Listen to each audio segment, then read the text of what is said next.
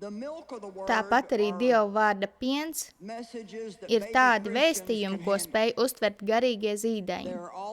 Tie visi ir par to, ko Dievs var izdarīt manā labā, cik ļoti viņš mani mīl, cik brīnišķīgs es esmu. Visas šīs labās lietas. Un tas ir labi, tās ir labas lietas, ar kurām iesākt.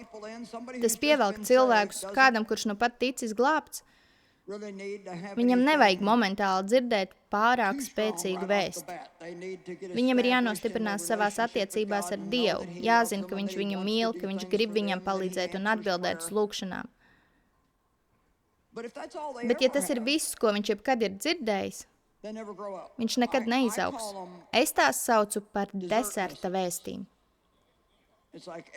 Kārumi. Visiem patīk deserti, bet mēs visi zinām, ka ja tu dzīvos tikai ēdot desertu, vai nu ilgi nedzīvos, vai arī būsi ļoti neveselīgs.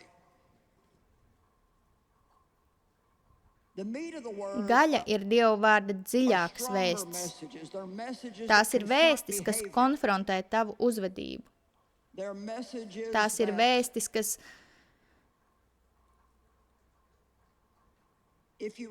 ja tu tās pieņem, tās liks tev mainīties.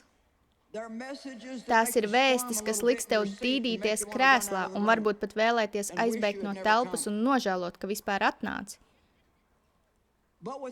Bet bez šādām vēstīm tu nekad nekļūsi stiprs. Tā tad mums vajag abus. Ja tas ir viss, ko tu jebkad dzirdi, tad tu sāksi justies tāds iedragāts.